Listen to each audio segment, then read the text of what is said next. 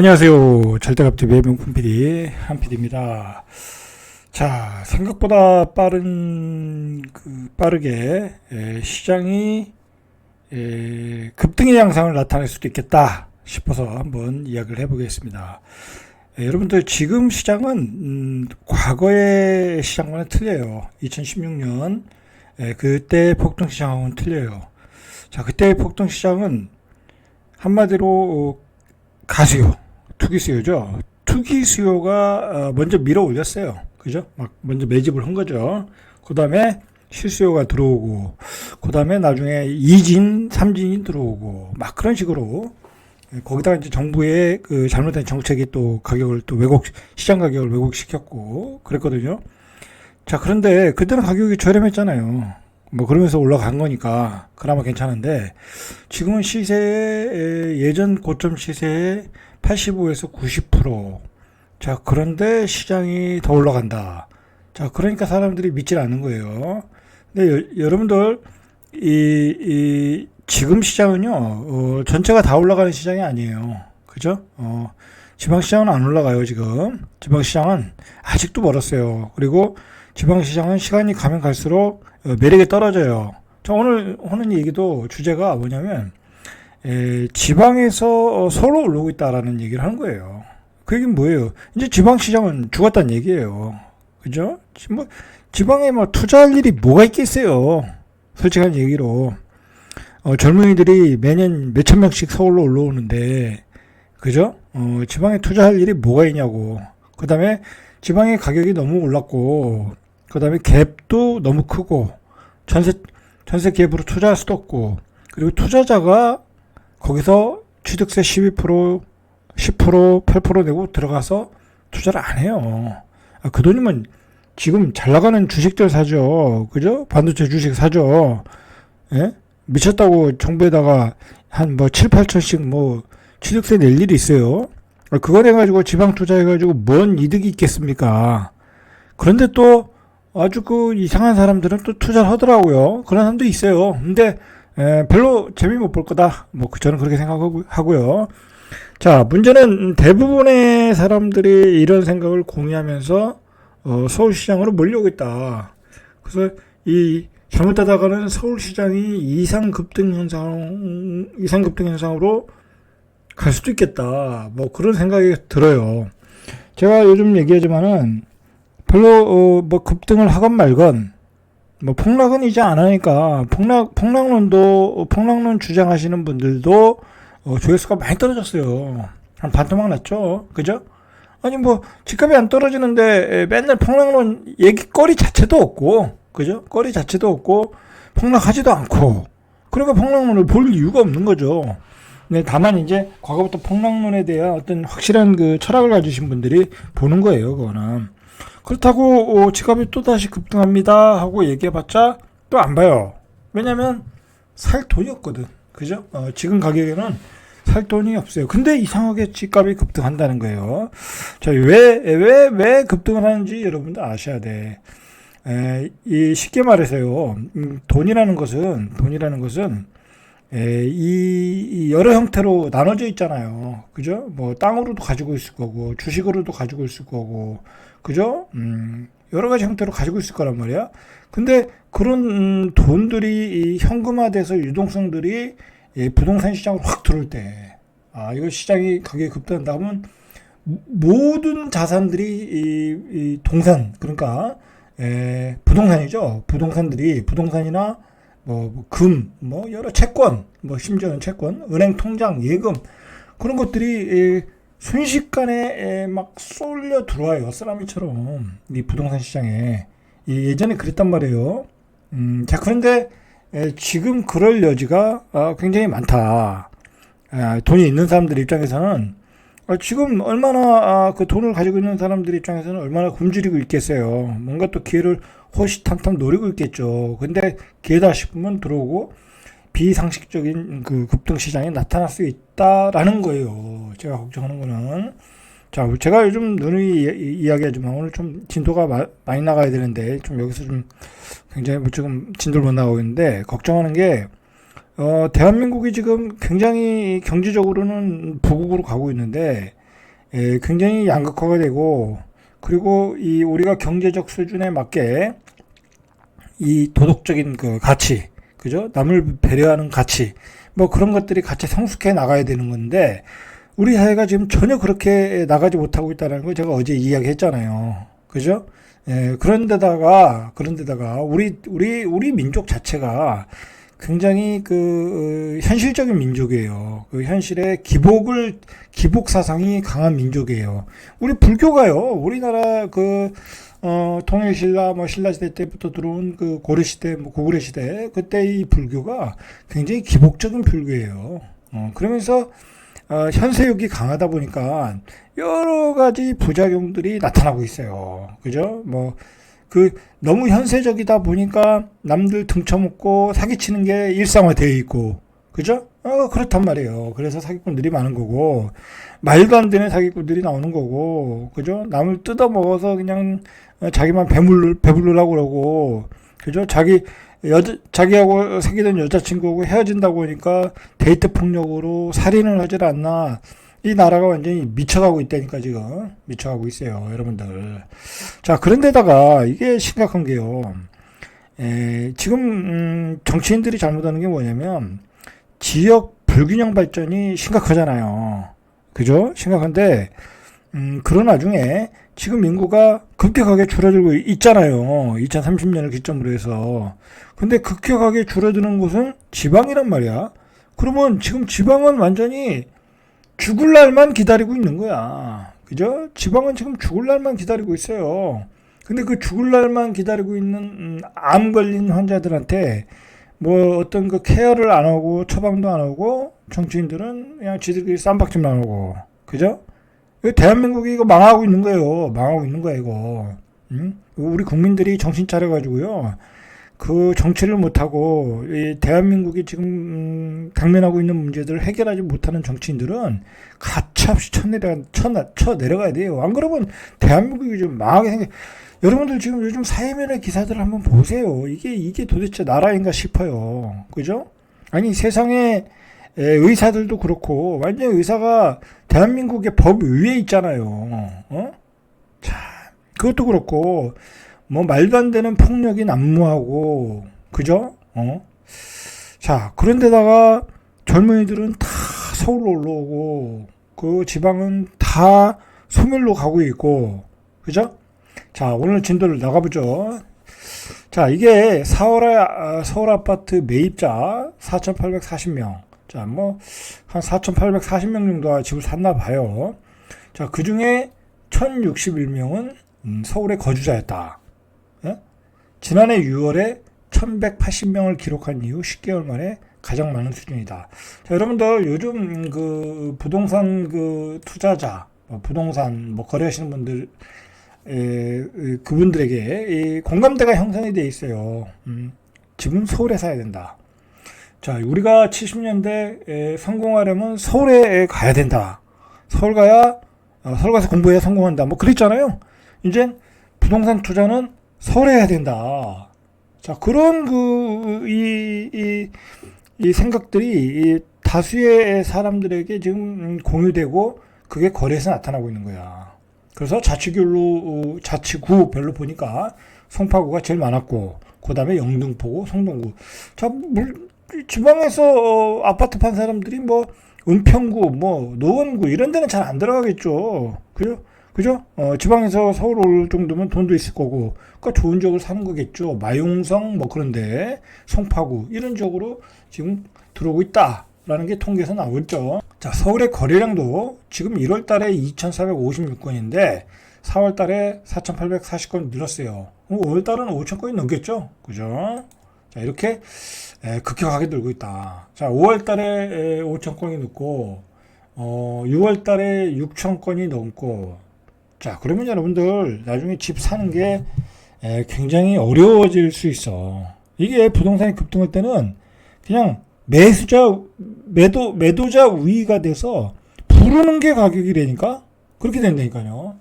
저는요, 제가 이렇게 가격 요즘 급등 가능성을 이야기하고 있지만, 저는 폭등론자가 아니에요. 저는 영끌 오족도 아니고, 집값은 안정이 돼야 된다. 그죠? 안정이 돼야 된다. 자, 그런 의미에서 제가 이야기하는 거예요, 여러분들. 여기서 집값이 더 오르면요, 이거 대한민국 망하는 거예요, 그죠? 젊은 애들이 집을 못 사는데 지금 어떤 그 경제의 중심축에 있는 친구들이 내 집을 마련 못 한다고 생각하면 결혼 안 해요, 그죠? 아이도 안 낳고. 여러분, 이렇게 되면 그냥 말 그대로 돈 있는 아버지 부모님 밑에서 자란 아이들만 집을 사는 거예요, 그죠? 빈부의자가 격심하게 일어날 수 있다라는 거죠, 그죠? 자, 반면 지방은 이렇게 미분양 주택이 늘어나고 있어.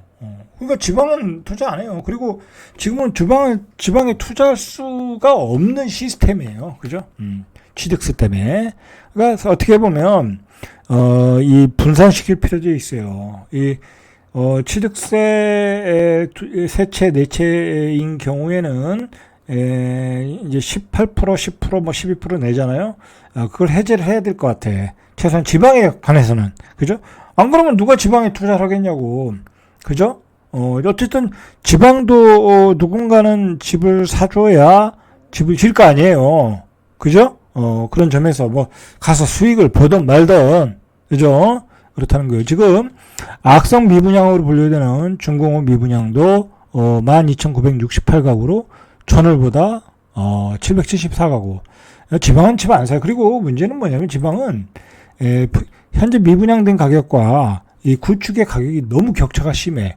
구축을 팔아서 미분양 주택을 사야 되는데 그게 안 되는 거예요. 구축은 3억인데 미분양 주택은 6억이야. 그거 사겠어요? 3억을 더 주고 그 사람들이 이 지방에다 새 아파트 사겠어요? 안 사죠. 그 3억 가지고 서울 수도권 와서 집을 사겠죠. 그죠? 그런 거예요.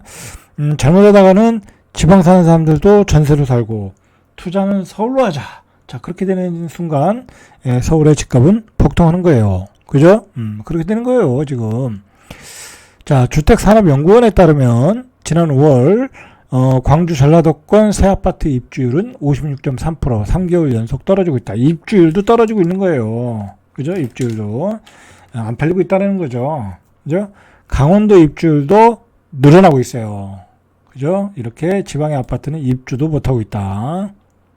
자, 향후 수도권 쏠림 및 지방 기피 현상은 더 심화될 것으로 시장은 전망하고 있어요.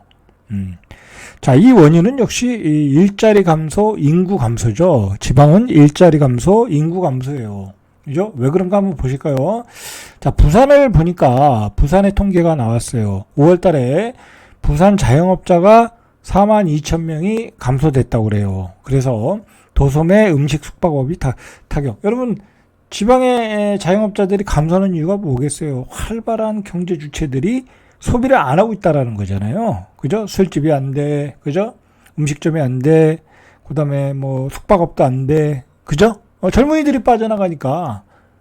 자, 지방은 뭐 마땅한 그 경제 활동이라는 게 별로 없어요. 뭐 기업이 많은 것도 아니고, 서비스업이 대부분인데, 그 서비스업이 무너지고 있다라는 거잖아요. 부산에서는. 그죠?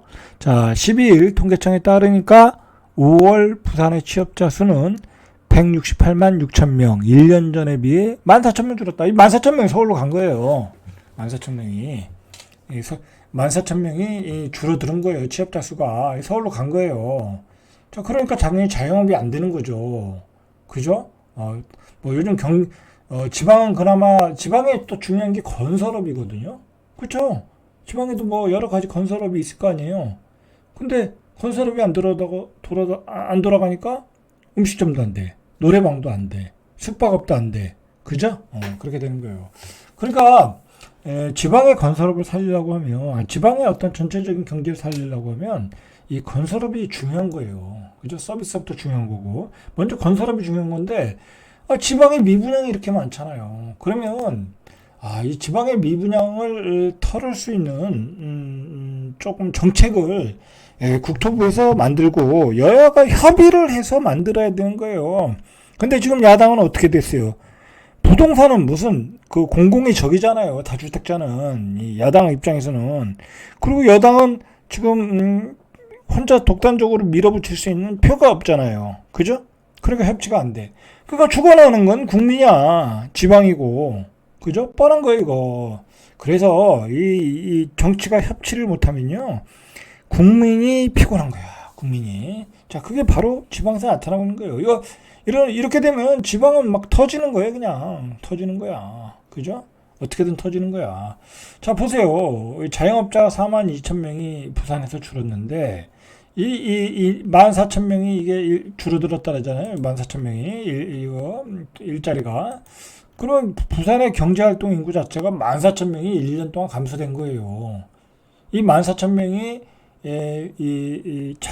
그 서비스업에서 소비를 또 해줘야 되는데 소비를 안 하니까 자영업자가 또 줄어들고 그런 악순환이 계속되고 있다. 자, 반면에 지금 서울 아파트 시장은 분위기가 심상치 않다. 여러분 이거 기자들이 뭐랄까 펌프질하는 기사가 있고 조금 팩트에 가깝게 기사를 내는 게 있거든요. 근데 이 기사는 요즘 팩트를 얘기하는 거예요. 보면 알거든요. 저희는 최근 서울 아파트 시장 분위기가 심상치 않다. 여러분 한번 서울에 사시는 분들 부동산 한번 가보세요. 그리고 전화 한번 해보세요. 그죠? 업자들이 얼마나 바쁘게 돌아가나. 아파트 사려는 사람이 늘고 역대 최고가에도 팔려나간다. 여러분 이거 나라가 망하러 가는 거야. 지난 5월 거래량은 아직 신고 기한이 남아있는데도 불구하고 4월의 거래량을 넘을 것이다 라는 거죠. 자, 지난 5월 서울 아파트 거래량 13일 기준, 13일 기준이 4,000건이네. 그죠? 야, 이거 뭐 그러면은 큰일이네요. 그죠? 5월 거래량은 뭐 5천 잘하면 6,000건도 나오겠네. 그죠? 자, 어쨌든 나와봐야 하는데 거래량이 생각보다 잘 나오고 있어요. 거래량이 나온다는 얘기는 호가가 계속 올라간다는 얘기예요. 그죠? 자, 이 중 서울 25개구 가운데 8개구에서 이미 지난달 거래량이 전월 거래량을 넘었다. 자, 평소 거래가 많지 않은 종로구에서 지난달 48건, 전월에 23건, 2배로 늘었잖아요. 그죠? 그리고 인기지역 목동 신시가지 재건축. 자, 여기는 제가 알기로는 토지거래 허가 지역이거든요. 오늘 이제 토지거래 허가를 계속해서 주택거래 허가죠. 그러니까 똑같은 얘기니까 계속해서 이어가겠다라고 했잖아요. 그것은 또 난리가 났는데 어쨌든 그럼에도 불구하고 거래가 4월 계약이 150건인데 지금 현재 188건, 125%가 늘었죠. 그러니까 한 150%, 50%가 더 늘 가능성이 있죠. 자, 이렇게 비싼 고가 아파트에서도 거래가 늘고 있다라는 거죠. 저도 돈 있으면 사요. 지금 제 입장이라고 해도 제 입장도 그래요. 자, 최근 2달 연속 월 4천에서 5천 건 수준의 서울 아파트 거래량은 자, 그러니까 이걸 잘 보셔야 돼. 지금 월 4천 건에서 5천 건 거래량이 무슨 의미냐라는 걸 우리가 봐야 돼요. 그죠? 이게 중요한 거야. 자, 과거 주택시장 호황기에는 월 10,000건을 넘어섰어요. 그때 비해서는 적은 거죠. 자, 그러나 다주택자 보유세. 그죠? 요즘은 이제 다주택자로 가는 사람이 별로 없잖아요. 그죠?